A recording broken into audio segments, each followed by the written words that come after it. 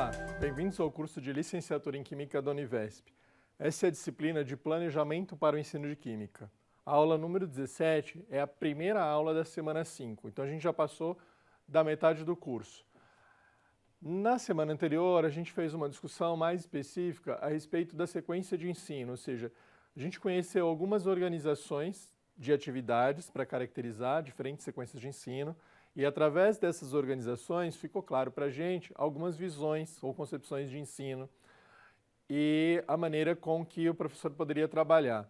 E mesmo uma sequência que aparentemente ela parece organizada de uma outra maneira, dependendo dessa visão ou da perspectiva que esse professor tem, a sequência ela não funciona da maneira como a qual aparentemente ela está organizada. É quase que uma invernizada em uma situação mais tradicional de teórica de exposição de conteúdos. Então, um aspecto que chamou muita atenção quando a gente viu uma sequência de 4 sequências de ensino e caracterizando-as, as ênfases que algumas davam para aspectos mais de conteúdos conceituais, conteúdos procedimentais, conteúdos atitudinais, mesmo tendo algumas atividades como diálogo, debate, interação, troca de ideia, a ênfase que o professor dava era quase que exclusivamente nos conteúdos conceituais. Então, trabalhar um aspecto que a gente vai chamar a atenção para essa semana a respeito da sequência de ensino é a questão das relações interativas, ou seja, mesmo o professor colocando uma atividade, um problema, que os alunos precisavam levantar algumas hipóteses, todas essas hipóteses ou concepções prévias que os alunos possuem, ou conhecimentos prévios, na verdade, que os alunos possuem, tudo isso não era utilizado para a sequência da aula. Então fazia uma situação que aparentemente parecia ser interativa, estava todo mundo falando, mas o discurso que permanecia era de autoridade exclusivamente do professor.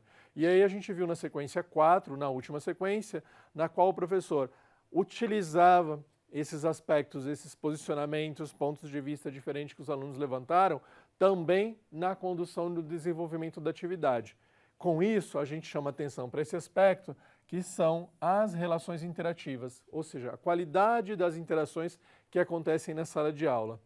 E aí, isso é muito a cargo da função desse professor, ou seja, como é que ele pensa essas questões para que aquelas atividades elas possam ser realizadas efetivamente e não dê só a aparência de que está todo mundo participando, mas de fato ninguém está se manifestando, o ponto de vista dele não é considerado.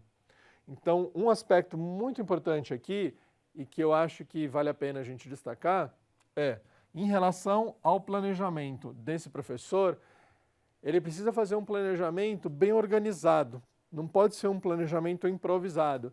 Por quê? Porque senão na hora dele desenvolver as atividades, ele também vai desenvolver com improviso. Então, quanto mais organizado e mais planejado for a sequência de ensino dele, o plano de aula dele, o plano de curso dele, melhor ele estaria preparado para encarar essa situação. Parece meio paradoxal, ou seja, quanto mais estruturado e mais organizado o plano, esse professor, ao mesmo tempo, precisa estar aberto e ser muito flexível para as intervenções que os alunos vão fazer. Ou seja, se ele estiver bem estruturado e bem organizado, o professor está melhor preparado para as intervenções dos alunos. Se a gente tiver um plano muito improvisado, muito simplista, dificilmente esse professor consegue conduzir a aula com as intervenções dos alunos, porque ele não pensou nas diferentes possibilidades, então ele acaba improvisando. Então, aquele paradoxo pode ser resolvido com a questão da intencionalidade, ou seja, eu posso ter algo muito bem estruturado, muito bem organizado, mais flexível e adaptável às situações e às intervenções que precisem ocorrer durante a sala de aula. Então, eu tenho que permitir que essa minha sequência possa ser alterada no decorrer do desempenho que os alunos vão desenvolver ou propriamente do interesse que os alunos vão apresentar. Um outro aspecto também que é muito importante é levar em conta as contribuições que esses alunos vão trazer. Ou seja, se você abre espaço para que eles participem, para que eles ouçam, dificilmente você vai conseguir manter esse engajamento, essa participação, se tudo aquilo que eles falaram não faz parte. A gente pode levar isso para uma situação do dia a dia. Quando você participa de uma reunião, que chega lá só para tomar conhecimento ou só para ser comunicado, é difícil você ter um envolvimento e aderir à causa, porque isso está sendo transmitido para você. Você não é autor daquilo, você não faz parte da elaboração e dessa construção. Então, isso também é um aspecto muito importante para a gente levar em consideração, né, na hora de pensar na interatividade dessas aulas, na interação professor-aluno, aluno-aluno, aluno e os recursos que a gente vai utilizar. Importante também auxiliar esses alunos a encontrar sentido naquelas atividades que estão sendo desenvolvidas. Talvez, como eles já estão acostumados a fazer isso, vou dizer, por longos anos, né? Porque se você fizer uma conta, quantos anos ele passa nessa escola, algumas coisas dá a impressão que ele já começa a fazer mecanicamente, né? Ele já percebe como ele deve reagir, como ele deve responder aos estímulos dados pelo professor. Então, esse auxílio, essa colaboração, para que ele comece a perceber ou atribuir sentido para as coisas, né, do porquê ele está fazendo aquilo, isso é muito importante e isso precisa ser feito junto com o professor, porque às vezes não tem clareza do porquê ele está fazendo isso. Então, encontrar a razão do porquê você está fazendo aquele tipo de ação ajuda ele manter, né, ou até aprofundar o envolvimento que ele está tendo com essa situação. Ele precisa se sentir capaz de que ele pode fazer, que ele tem condições de fazer, né? Não adianta você também colocar um desafio que às vezes não tem nem resposta para o professor. Isso é diferente de um problema aberto, né? Mas você pode colocar uma situação que ainda não tem resposta para ver quem consegue obter esse tipo de resultado. Um outro aspecto relacionado também a isso é que ao mesmo tempo que ele precisa perceber que ele é capaz de fazer isso, que ele tem a possibilidade de atingir esse resultado precisa ser atingido, precisa ser alcançado. Por quê? Porque senão todo esforço que está sendo, né, empreendido para resolver essa situação, esse problema, ele não consegue chegar na solução nunca. E isso acaba sendo um desmotivador para esse aluno. Então, se é algo que precisa ser superado, né, isso de fato precisa ser resolvido, isso precisa ser atingido, precisa ser exequível para que esse aluno continue a desenvolver essas atividades.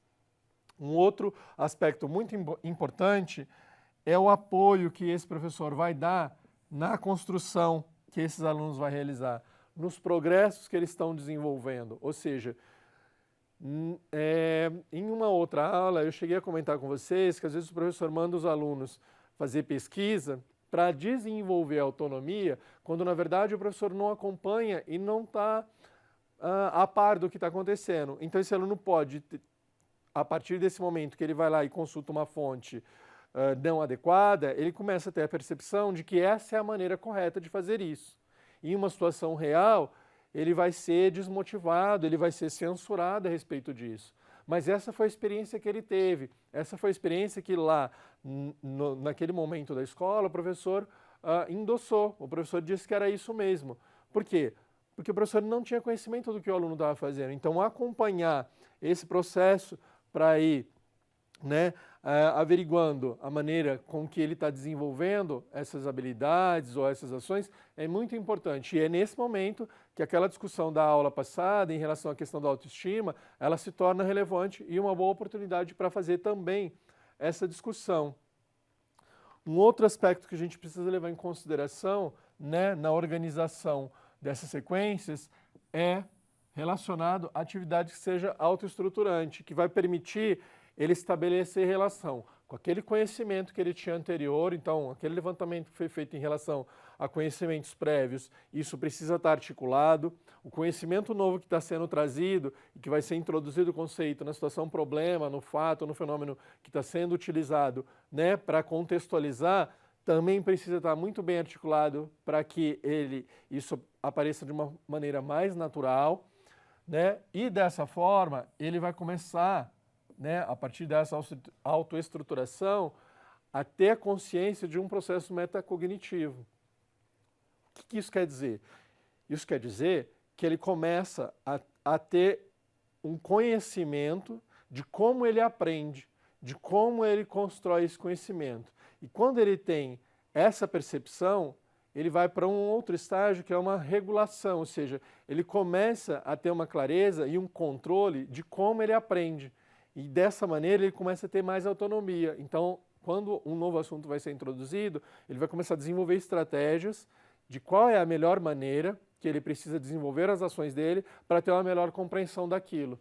Então, vamos dizer que aqui seria, né, um objetivo muito alto a ser atingido, mas que quando ele consegue se aproximar disso, ele tem um melhor controle dos processos ou dos mecanismos de como ele consegue construir esse conhecimento. E isso é algo muito importante, mas isso é preciso também ter um apoio, né, e ter uma discussão e uma articulação junto com o professor durante essas atividades.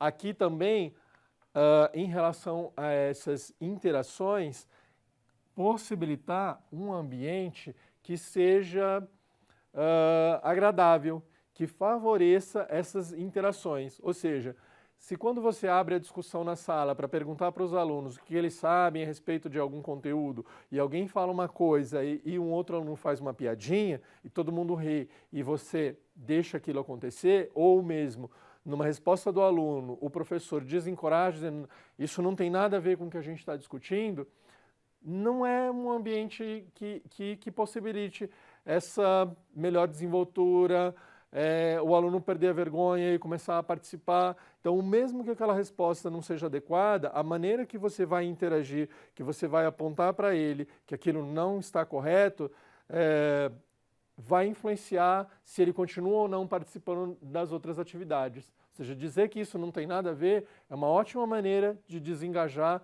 e de mutilar todo aquele interesse que esse aluno teve. Ou seja, se era difícil ele começar a participar, com um tipo de resposta como esse, você já aniquila a possibilidade dele continuar. Então, criar um ambiente favorável para que essas relações aconteçam é essencial. Vamos dar uma olhada aqui. Bom, com isso a gente vai fazer o quê? A gente vai facilitar os canais de comunicação, ou seja, a gente vai deixar o ambiente mais descontraído, deixar esse aluno mais encorajado para que ele possa falar e participar mais. Então, a gente vai conseguir fazer com que os processos de negociação de pontos de vista aconteçam mais naturalmente, sem que aconteça uma disputa, de que o meu ponto de vista prevaleceu e você estava errado. Ou seja, que ele perceba que em uma aula deu certo, na outra foi a vez do outro, e assim, num trabalho mais colaborativo ou cooperativo, todos eles vão sair ganhando no final. Vai participar mais e, obviamente, vai conseguir desenvolver a construção desse conhecimento. Ou seja, quanto mais ele interagir, quanto mais isso for favorecido, quanto mais o ambiente for agradável, quanto mais possibilidades de comunicação, melhor vai ser o desempenho. E, obviamente, que estimular progressivamente a autonomia dele. Como eu disse, você não pode chegar para o aluno e pedir para ele fazer uma pesquisa e deixar ele por si só, sem uma orientação, sem nada. Então, a autonomia ela vai sendo desenvolvida aos poucos conforme os estímulos vão possibilitando esse desenvolvimento. Então, essas sequências elas podem ser pensadas e organizadas nessa maneira, ou seja, você vai conseguindo direcionar e estimular para que ele, aos poucos, vá desenvolvendo essa autonomia. Obviamente que valorizar também segundo as capacidades dele. Lembra que em algumas aulas atrás a gente já discutiu que a gente precisa levar em consideração o nível de desenvolvimento pessoal de cada aluno, ou seja, nem todo mundo vai chegar no mesmo resultado. Se a gente conseguir valorizar, mesmo aquele que tem muita dificuldade, que aprende mais lentamente, ele tem um estímulo para continuar fazendo esse tipo de atividade, para que ele consiga se engajar nas atividades e talvez conseguir atingir esse resultado. E aí ele vai começar a ter uma percepção ou desenvolver uma autoavaliação, ou seja, de onde ele estava até onde ele chegou. Ele não precisa ficar esperando aquela aferição da prova escrita para saber qual foi a nota dele, que às vezes é até tarde demais. Mas ele começa a perceber o que ele está conseguindo fazer e o que ele não está conseguindo fazer.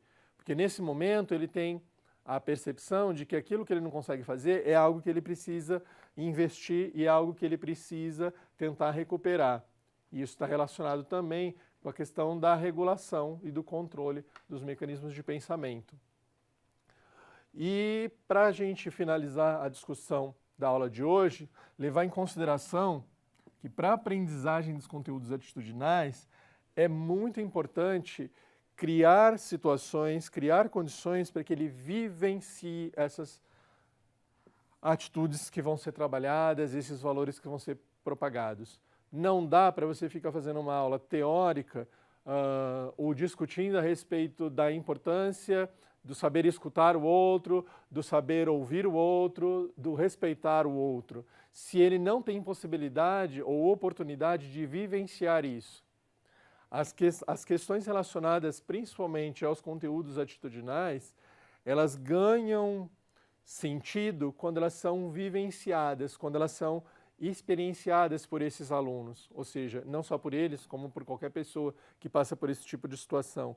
Então, é muito difícil você ficar fazendo discussões a respeito de um tipo de comportamento se ele não tem possibilidade de passar por esse comportamento, de passar por essa situação, que às vezes ele tem uma clareza de como ele deve se comportar, de qual deve ser a atitude perante determinada situação, mas quando ele é colocado em xeque numa situação real, ele não consegue ter o controle disso. Apesar de ter o conhecimento de como proceder e de como se comportar, isso não funciona.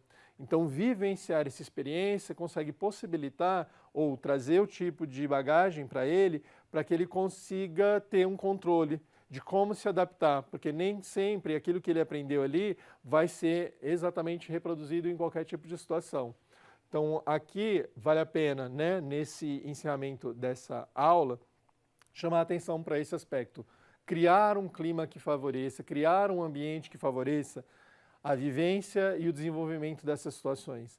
Não dá para a gente achar que é muito importante ser cordial e respeitar o outro num ambiente que é extremamente competitivo e que as pessoas só gritam e só se impõem com os outros, né, dando ordem, por exemplo, e nunca escuta. Então, assim, é muito difícil você ter a percepção e ser convencido disso se você não passa por esse tipo de experiência. Então, com isso, a gente encerra essa primeira aula dessa semana, chamando, então, a atenção para o aspecto das interações que vão acontecer dentro da sala de aula. Na próxima aula, a gente vai discutir um outro aspecto que também é importante e que influencia diretamente o desenvolvimento das sequências de ensino. Espero vocês no espaço de perguntas e respostas e até a próxima aula.